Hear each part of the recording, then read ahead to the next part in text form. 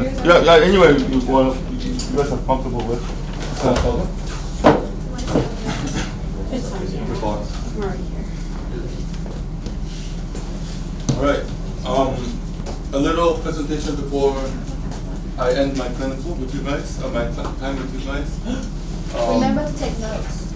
You don't necessarily have to take notes for this one. Today, I'm doing a little presentation about what has happened in Korea about a year ago. The martial law, and this really consists of, as you know, this is the president that got impeached this year, earlier this year. So this is what I'm going to be talking about today, and the objective for this presentation is to understand the structure of the ROK government. Second is understanding the constitutional power. Third, understanding National Assembly's impeachment power. And lastly, understanding what the conflict leading to impeachment and after the impeachment. So this is the four things I will be covering. And just before we start, let me show you something a little interesting.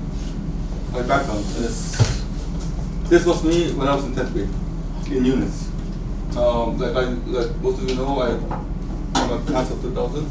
Was here from 1997 to 2000, so that was way before you guys were born. So, I worked in Ho Chi Minh City for a small construction equipment company in Ho Chi Minh City for about 2 years. And I ran my own business until I had to close it down for some personal reasons.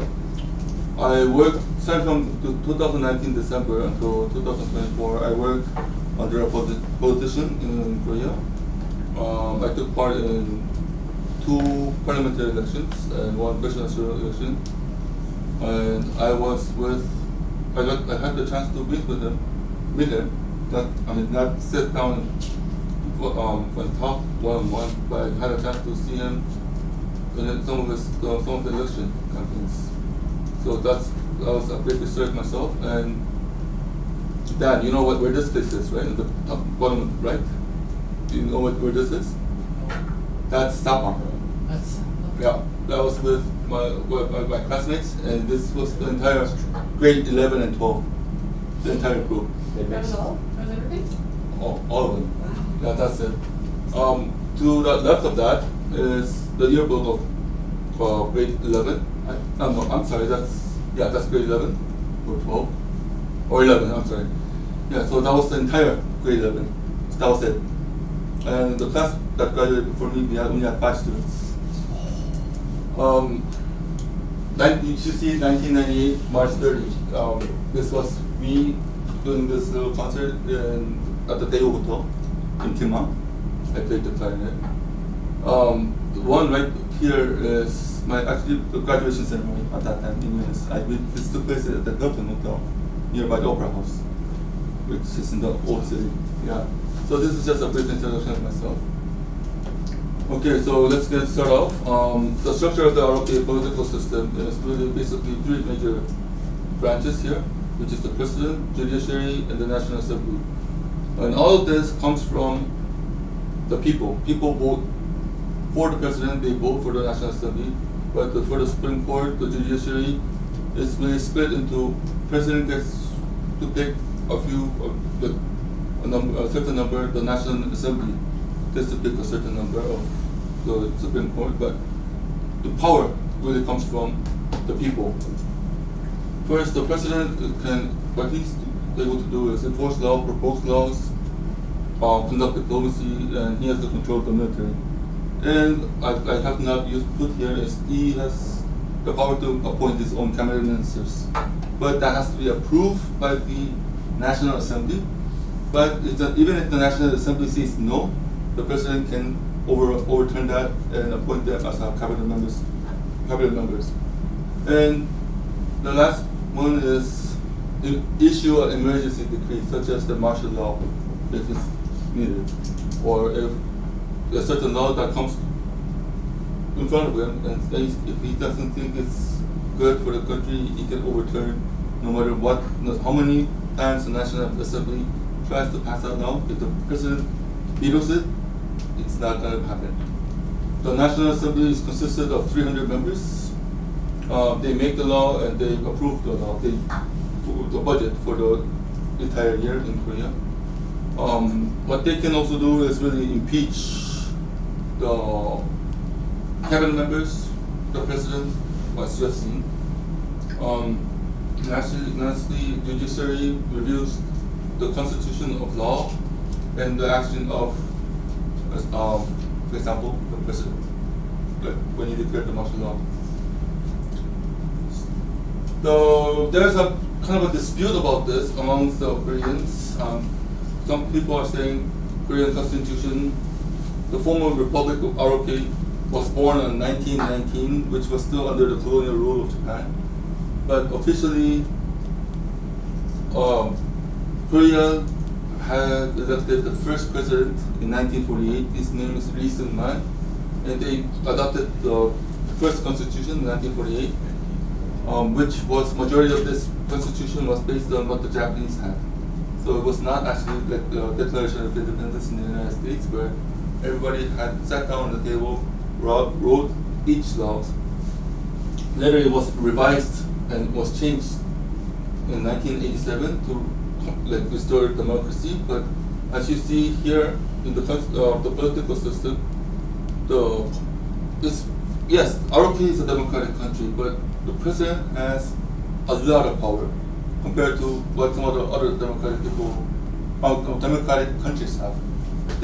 They can veto. He can veto the law. He can pardon criminals. He can do almost anything except to change the constitution. What the Korean constitution really is saying is freedom of speech, religion, equality, and human dignity. And this was like a framework for a democratic government in Korea. But one thing we have to know is that Korea, with all this constitution, with all this election, with all this government branches, we are sometimes, the majority of Koreans are still forgetting something very important, is that Korea is still technically at war. It still is. We never signed a peace treaty, so it's still technically at war. And I have this pride that of our country, that how they flourished under this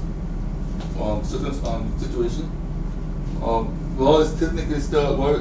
It's still acting as a democratic country, and it's become one of the top economic power in the world. To understand the National Assembly's power is really, I kind of set an example for a timeline of events. Let's go. I'm going to go back a little bit back to the before the impeachment. What has brought this martial law is that there was really a big conflict between the right and the left, the Democrats and the Republicans, let's say, to make it easier for me to explain to you and for you guys to understand. These two conservative, the right, the Republicans and the Democrats had continuously fought over a lot of different things. One of them is the prosecutorial reforms, where President Yoon said this is not going to work. Because he's a member of a prosecutor, his background as a prosecutor before he came into politics, he was against taking power away from the prosecutors, while the Democrats were for it. Second one is the opposition party leaders' lawsuit. The opposition party, or the current president right now, President Lee Jae-myung, had half a dozen of different lawsuits going on, starting from fraud, extortion of money, and sending money illegally to North Korea.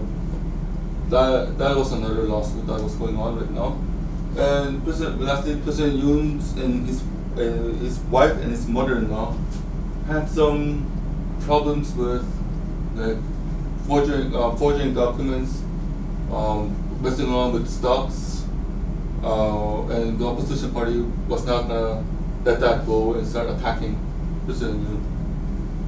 Another thing that currently in Korean society there's an ongoing issue about is election fraud. The last two parliamentary election was a fraud, and that's how the Democrats, majority of the Democrat parliamentary members have came into the office.